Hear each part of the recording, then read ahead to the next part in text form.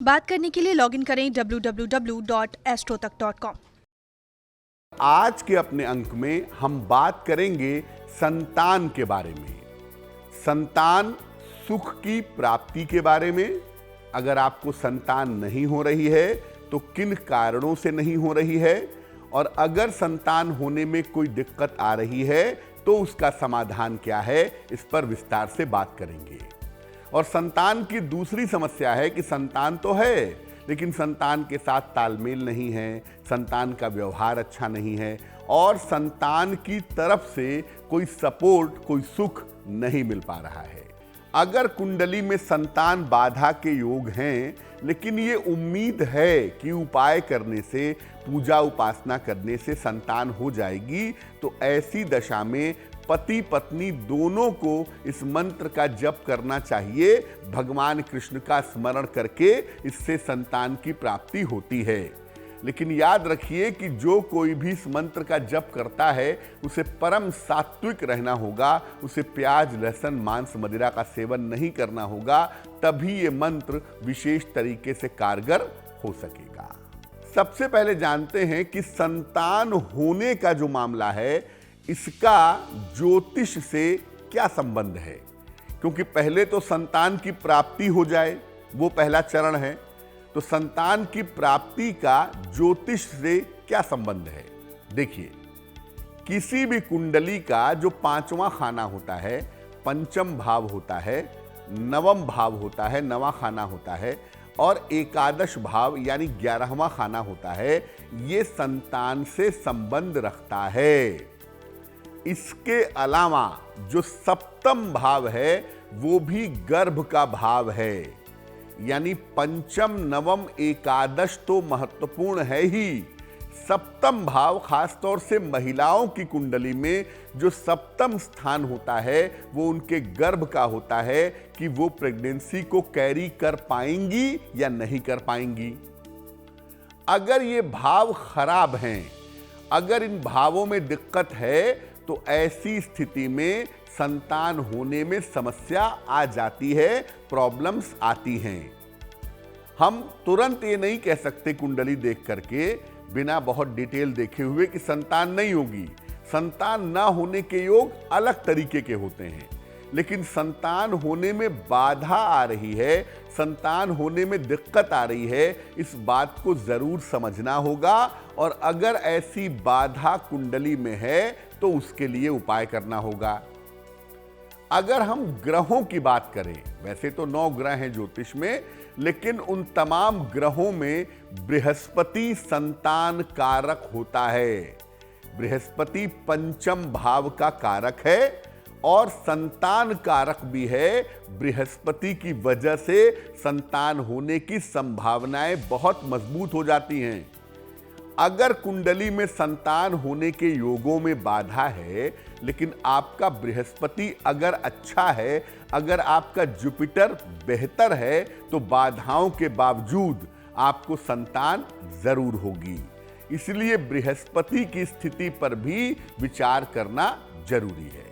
तो बहुत सारी चीजों को देख करके आप ये जान सकते हैं कि संतान की प्राप्ति होगी या नहीं होगी।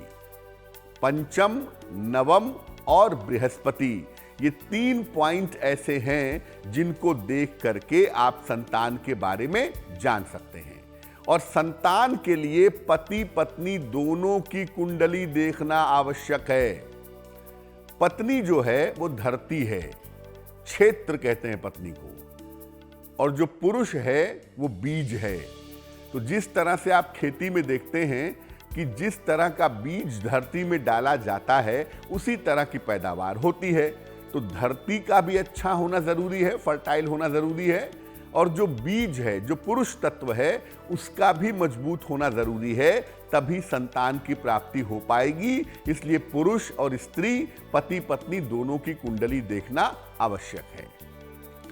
जब संतान की बाधा होती है, संतान प्राप्त होने में दिक्कत होती है ना, तो ऐसी स्थिति में भगवान कृष्ण की जो उपासना है वो संतान प्राप्ति के लिए अचूक मानी जाती है।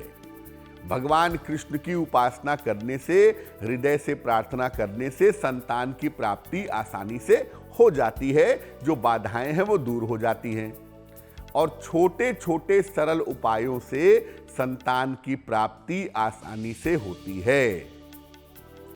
जैसे आयु के मामले में, मृत्यु को टालने के मामले में भगवान शिव की पूजा अमोघ है, वैसे ही संतान प्राप्ति के मामले में भगवान कृष्ण की पूजा अमोघ और अचूक मानी जाती है। पहली समस्या है कि विवाह के बाद काफी समय बीत चुके हों लेकिन 5 साल से ज्यादा नहीं हुए हों, यानी आपकी शादी हो गई हो लेकिन 5 साल के पहले पहले तक का समय हो, 5 साल अभी क्रॉस नहीं हुए हैं, 3 साल हुए, 4 साल हुए, लेकिन आपको संतान नहीं हो पा रही है, तो क्या उपाय करेंगे? रोज सवेरे सूर्य भगवान को हल्दी मिला करके जल अर्पित करिए। ये पति पत्नी दोनों करेंगे, ये मत सोचिए कि सारी जिम्मेदारी पत्नी की ही है। पति पत्नी दोनों करेंगे, रोज सुबह सूर्य भगवान को हल्दी मिलाकर जल चढ़ाएंगे। और दूसरी बात यह है कि पति पत्नी सुबह के समय रोज एक मंत्र पढ़ेंगे, क्लीं कृष्ण क्लीं, क्लीं कृष्ण क्लीं। इस मंत्र का 108 बार जप करेंगे और दोनों ही पति पत्नी एकादशी का उपवास रखेंगे। और जब एकादशी का उपवास रखेंगे तो उस दिन केवल लिक्विड डाइट लेंगे, ज्यादा दिक्कत है तो फल खाएंगे। तो अगर शादी के 5 साल अभी पूरे नहीं हुए हैं, 3 साल हुए, 4 साल हुए, 2 साल हुए और संतान नहीं हो पा रही है, तो ये उपाय करना आपके लिए कारगर होगा। अब आप ये सोचेंगे कि 5 साल का मामला क्या है भाई? शनि का जो साइकिल होता है वो 2.5 साल का होता है और अमूमन शनि 5 साल में 2 राशियां क्रॉस कर लेता है। वक्री वगैरह मिला करके देखें तो लगभग 5 साल में वो सारी राशियों को प्रभावित कर लेता है। इसलिए 5 साल का साइकिल बहुत इंपॉर्टेंट है और अगर शादी के 5 साल नहीं बीते हैं अभी, तो आप ये उपाय करेंगे, संतान की प्राप्ति होगी। दूसरी समस्या ये है कि विवाह के बाद 5 साल से ज्यादा बीत चुके हों, 6 साल हो गए, 7 साल हो गए, 12 साल, 13 साल हो गए और संतान नहीं हो पा रही है, तो मामला थोड़ा जटिल है, थोड़ा कठिन है। क्या उपाय करेंगे? रोज सवेरे जल में रोली मिला करके सूर्य भगवान को जल चढ़ाइए और पति पत्नी रोज सुबह एक मंत्र का जप करेंगे। मंत्र होगा ओम क्लीं कृष्णाय नमः, ओम क्लीं कृष्णाय नमः। इस मंत्र का 108 बार सुबह जप करेंगे। अगर सुबह शाम दोनों समय करें तो और भी अच्छा होगा। और पत्नी जो हैं वो रोज शाम को तुलसी के पौधे के नीचे घी का एक दीपक जलाएंगी और संतान प्राप्ति की प्रार्थना करेंगी। लेकिन याद रखिए, रविवार के दिन ये दीपक नहीं जलेगा। तो अगर आपके विवाह को 5 साल से ज्यादा बीत चुके हों तो पति पत्नी ये उपाय अगर करें तो संतान की प्राप्ति सरलता से, सहजता से हो जाती है। कभी कभी ऐसा होता है कि मेडिकल कारणों से संतान नहीं हो पाती। चूंकि आजकल विवाह थोड़े से विलंब से हो रहे हैं, तो बायोलॉजिकली अगर देखा जाए, शारीरिक तरीके से देखा जाए, तो शरीर थोड़ा कमजोर हो चुका होता है या शरीर की स्थिति बहुत अच्छी नहीं रहती है। इस वजह से मेडिकल की प्रॉब्लम होती है, संतान नहीं हो पाती है। तो अगर मेडिकल की कोई वजह है, डॉक्टर कह रहा है कि पति का स्पर्म काउंट कमजोर है या महिला के ओवरी में सिस्ट है या कहीं ना कहीं कोई और समस्या है जो मेडिकली प्रभावित कर रही है, तो उस समस्या से निकले कैसे और उपाय क्या करें? देखिए, पहले तो मैं बता दूं कि अगर डॉक्टर आपको कह रहा है कि मेडिकल की समस्या है, तो डॉक्टर की बात मानिए, उसकी परामर्श लीजिए। ऐसा नहीं है कि पंडित जी ने कह दिया वही उपाय करेंगे और डॉक्टर की बात नहीं मानेंगे। दोनों को बराबर लेकर के चलेंगे तो आपको लाभ होगा। पति पत्नी अगर कोई मेडिकल की प्रॉब्लम है तो पति पत्नी दोनों ही एकादशी का उपवास रखें। एकादशी का उपवास शरीर की 90 बीमारियों को अकेला ठीक कर सकता है। तो पति पत्नी दोनों एकादशी का उपवास रखें और इस दिन केवल जलाहार करें, केवल जल ग्रहण करें। रोज सवेरे पति भी और पत्नी भी एक मंत्र का जप करेंगे। मंत्र होगा ओम हौं जूं सह, ओम हौं जूं सह। इस मंत्र का 108 बार जप करें और पति पत्नी रोज सुबह ब्रश करने के बाद तुलसी के पत्ते और बीज खाएं, क्योंकि ये फर्टिलिटी को बहुत तेजी से बढ़ा देता है। और सर्दियों में तिल के दानों का सेवन करना भी लाभकारी होगा, क्योंकि तिल के दानों से भी फर्टिलिटी बहुत तेजी से बढ़ती है। ये उपाय पति पत्नी दोनों को करना चाहिए, लेकिन ज़्यादातर ये उपाय उसको करना चाहिए जिसके अंदर मेडिकल की प्रॉब्लम है, तो निश्चित रूप से प्रॉब्लम समाप्त होगी और संतान प्राप्ति की संभावना बन जाएगी। अब एक बड़ा अहम हिस्सा है कुंडली का। जब हम कुंडली को देखते हैं तो ऐसा नहीं है कि केवल हम इस जन्म के या इस जीवन के बारे में विचार करते हैं। हम पूर्व जन्म का जो प्रभाव इस जीवन पर है, पूर्व जन्म का जो इफेक्ट इस जीवन पर है, हम उसको भी देखते हैं। पंचम भाव जो संतान का भाव है ना, वो पूर्व जन्म का भाव भी है। इसलिए संतान जो आपको होती है वो पूर्व जन्म के संस्कारों की वजह से होती है। और कभी कभी पूर्व जन्म के कुछ ऐसे कार्य होते हैं, कुछ ऐसे कर्म होते हैं कि कुंडली में कोई शाप होता है, कोई बाधा होती है, जिसकी वजह से संतान नहीं हो पा रही है। सर्प शाप होता है, पितृ शाप होता है, मातृ शाप होता है। तो अगर शाप की वजह से संतान नहीं हो पा रही है तो क्या करें? देखिए, जिस भी शाप के कारण संतान नहीं हो पा रही है उसका निवारण करवाइए। क्योंकि अगर कुंडली में शाप है और आप उसका निवारण नहीं करवाएंगे, संतान होना एक चुनौती हो जाएगी। पति पत्नी नियमित रूप से साथ में हरिवंश पुराण का पाठ करें।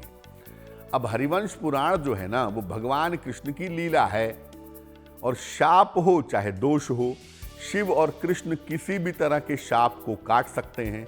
इसलिए अगर पति पत्नी रोज 15 मिनट आधे घंटे का समय निकाल करके साथ में बैठ करके हरिवंश पुराण को पढ़ें या सुने, तो उससे भी बहुत हद तक शाप का प्रभाव समाप्त हो जाता है। और जहां पति पत्नी सोते हैं, अपने पलंग के सिरहाने अपने सर के पीछे की तरफ बाल कृष्ण का, भगवान कृष्ण के बचपन का एक सुंदर सा चित्र लगाएं, इससे आपको लाभ होगा।